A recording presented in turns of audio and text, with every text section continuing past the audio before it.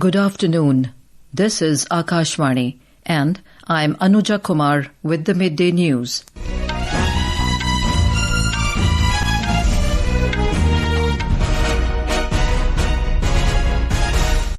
The headlines. Relief and rescue operations continue on war footing after a landslide en route to Vaishno Devi Shrine in Katra. Prime Minister Narendra Modi expresses grief over loss of lives. Rain and flood fury continues in Jammu and Kashmir, Punjab and Himachal Pradesh. Defence Minister Rajnath Singh says, world respects India not only for its strength, but also for its dedication to truth, peace and justice. Union Home Minister Amit Shah says, Operation Sindoor and Operation Mahadev sent clear message to terror masterminds about consequences of their act. New Delhi says, killing of journalists in Khan Younis, Gaza is shocking and deeply regrettable. Festival of Ganesh Chaturthi begins with traditional fervour. And former Indian spinner Ravichandran Ashwin announces retirement from Indian Premier League. And now the news in detail. Many people have lost their lives after heavy rains triggered a massive landslide on the route to Vaishno Devi Shrine in Katra, Jammu and Kashmir yesterday. Troopers from the 6th Battalion of the CRPF launched rescue operations and evacuated the injured to the Community Health Centre in Katra. The team also assisted stranded pilgrims and provided essential medical and logistical support. Union Minister Dr. Jitendra Singh has said that the level of River Tavi in Jammu has receded, but River Chenab continues to flow close to the danger mark. In a social media post, the Union Minister said SDRF, NDRF, paramilitary, army and Air Force authorities are closely coordinating with the civil administration. He said that the immediate priority is restoration of electricity, water supply and mobile services, for which the authorities have been working continuously overnight. The minister said he is in constant touch with Divisional Commissioner Jammu, Ramesh Kumar, over the situation. He said schools and colleges have been ordered to remain closed and the general public is advised to refrain from non-essential movement for their safety.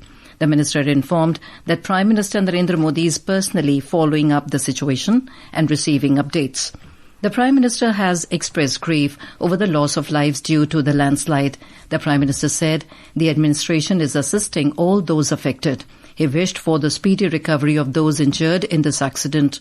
The Prime Minister also prayed for everyone's safety and well-being.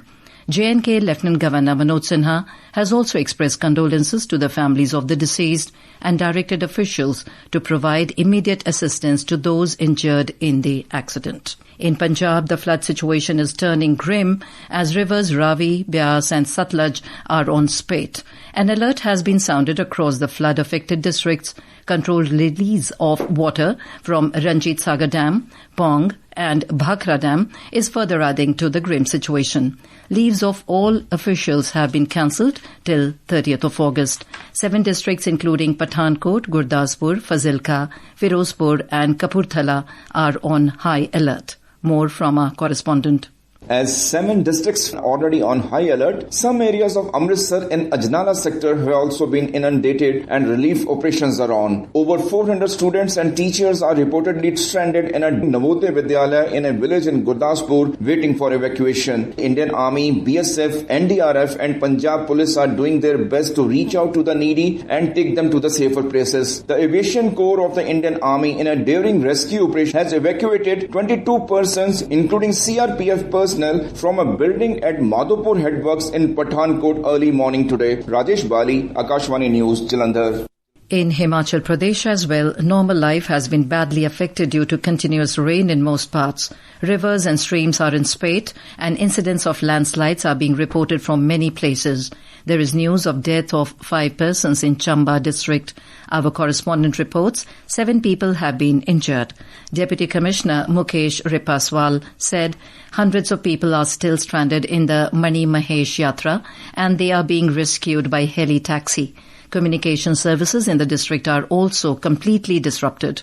The Meteorological Department has predicted heavy rain in some places of the state till 31st of August. This is Akashvani giving you the news. For quick news updates round the clock, follow us on our X handle at AIR News Alerts. And for details of these stories and more, log on to our website www.newsonair.gov.in and download the News on AIR app. As Tokyo is all set to welcome Prime Minister Narendra Modi, expectations are high for a new era of partnership between India and Japan. With bilateral trade currently at around $22 billion, the visit is expected to give a major push to sectors like semiconductor, defense and security, science and technology, infrastructure and mobility.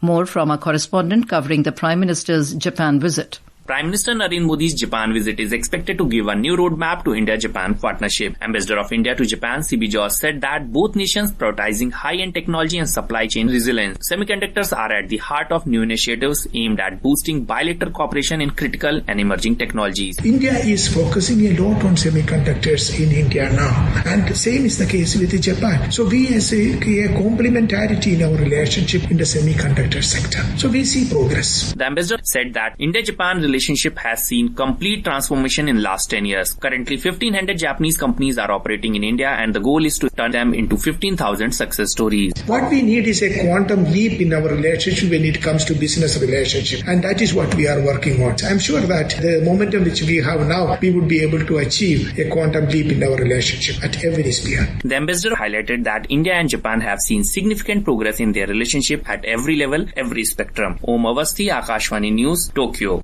Defence Minister Rajnath Singh today said armed forces must be prepared for all kinds of security challenges, including short-duration conflicts to even a 5-year war, in view of an unpredictable geopolitical environment.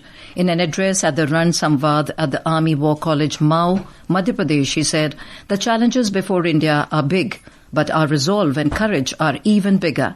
He said that the world respects us not only for our strength, but also for our dedication to truth, peace and justice. India has never been a nation that seeks war. We have never initiated aggression against anyone. However, the present geopolitical reality is quite different. Even though we do not harbor any aggressive intent, if someone challenges us, it becomes imperative that we respond with strength. To do so, we must continuously enhance our defense preparedness. This is why training, technological advancement, and a sustained dialogue with partners are of utmost importance for us.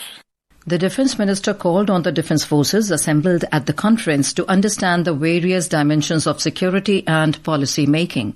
Mr. Singh underscored the decisive role of emerging technologies in defending the nation.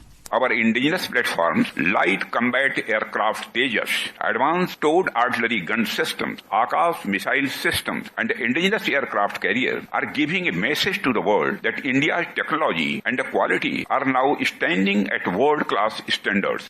Union Home Minister Amit Shah has said that Operation Sindoor and Operation Mahadev have sent a clear message to the masterminds of terror about the consequences of playing with the lives of Indian citizens. Mr. Shah today met and honoured the brave personnel of the Indian Army, Jammu and Kashmir Police and CRPF who successfully executed Operation Mahadev and neutralized the terrorists involved in the Pahalgam attack. Speaking on the occasion, the Home Minister said Operation Sindoor brought satisfaction to the people, but Operation Mahadev transformed that satisfaction into confidence. Mr. Minister said India's NIA's Forensic Science Laboratory has technically proven that the terrorists killed in Operation Mahadev were indeed the ones who carried out the brutality in Pahalgam. India has said that the killing of journalists in Khan Younis, Gaza, is shocking and deeply regrettable. In response to media queries regarding the loss of lives of journalists, the Ministry of External Affairs said India has always condemned the loss of civilian lives in conflict. It said that the Israeli authorities have already instituted an investigation in this case. Science and Technology Minister Dr. Jitendra Singh today said that India's early investment and innovation in biotechnology will give it an edge over other countries and pay huge dividends in the future. Addressing a press briefing in New Delhi, Dr. Singh said that the government's Bio E3 policy has made the once ignored field of biotech into one of the most sought-after disciplines amongst the youth. He added that the field has shown tremendous growth potential and is projected to add $300 billion to the economy by 2030. Senior Indian Information Service Officer of 1992 batch Vivek Kumar Gaur passed away in New Delhi early this morning. He was 59. V.K. Gaur was currently posted in the News Services Division of Akashvani. He began his career from the Regional News Unit, Gangtok, and also served in various capacities in the Press Information Bureau and the Directorate of Field Publicity. The National Human Rights Commission, NHRC, has issued notices to the Director General of Police, Punjab, and the Registrar, Guru Kashi University, Bhatinda, over the reported death of a Zimbabwean student. Taking suo motu cognizance of media reports, the Commission has sought a detailed report within 2 weeks. The festival of Ganesh Chaturthi is being celebrated across the country with great devotion. The day marks the birth of Lord Ganesh, who is a symbol of wisdom, prosperity and good fortune. Also known as Vinayak Chaturthi or Ganesh Utsav, the day marks the beginning of 10-day-long festivities during which people place clay idols of Lord Ganesh at their homes and worship them. Our Nagpur correspondent has filed this report. A large number of devotees have gathered for the darshan at the Tekri Ganesh temple. Public Ganesh mandals across the city have installed beautifully decorated idols of Lord Ganesh. These idols are being taken through the main squares of the city with great fanfare. To make this Ganesh festival both eco-friendly and joyful, the municipal corporation and the district administration are promoting several initiatives such as encouraging the use of eco-friendly idols, producing compost from waste collected during immersions. Markets are witnessing heavy crowd as people purchase idols and festive essentials. A unique glimpse of Maharashtra's rich cultural splendor can be experienced during this 10-day festival which has started today. With report from Akashvani Nagpur, Aishwarya Rai Nigam, Delhi. In Puducherry, darshan started at the famous Manakula Vinayagar temple with special abhishekam at 4 this morning. President Draupadi Murmu and Prime Minister Narendra Modi have wished the people on the auspicious occasion of Ganesh Chaturthi. On to sports. Former Indian spinner Ravichandran Ashwin has announced his retirement from the Indian Premier League. In a post on social media, Ashwin said he will now explore playing in leagues around the world. Ashwin finishes as the fourth highest wicket taker in the Indian Premier League with 187 wickets from 221 matches. During his 14-year-long career, Ashwin represented several franchises, including Chennai Super Kings, Rising Pune Supergiant, Punjab Kings, Delhi Capitals, and the Rajasthan Royals. On day 3 of the US Open Championships, local favourite former champion Coco Gauff survived a 3-set thriller against Ayla Tomljanovic of Australia in the first round. The reigning French Open champion and the third-seeded Gauff overcame a series of self-inflicted errors to win 6-4, 6-7, 7-5 to enter the second round. In the men's matches, America's Tommy Paul beat Elmer Müller of Denmark in straight sets, while Alexander Zverev of Germany had a dominant straight-set victory over Alejandro Tabilo of Chile in the first round. Earlier, Jannik Sinner, Iga Swiatek and Naomi Osaka all got off to winning starts with straight-set victories. U.S. stocks ended with moderate gains on Tuesday, led by index heavyweights. The tech-heavy Nasdaq Composite Index as well as S&P 500 both rose over 0.4% each, and the Dow Jones Industrial Average closed at 0.3% up. Meanwhile, Indian markets are closed today on the occasion of Ganesh Chaturthi. And now, before we end the bulletin, the headlines once again. Relief and rescue operations continue on war footing after landslide en route to Vaishno Devi Shrine in Katra. Prime Minister Narendra Modi expresses grief over loss of lives. Rain and flood fury continues in Jammu and Kashmir, Punjab and Himachal Pradesh.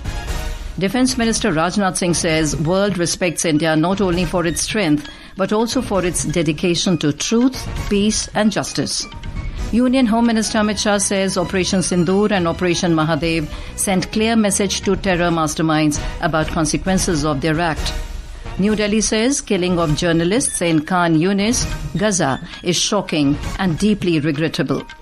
Festival of Ganesh Chaturthi begins with traditional fervour, and former Indian spinner Ravichandran Ashwin announces retirement from Indian Premier League. And with that, we end the midday news.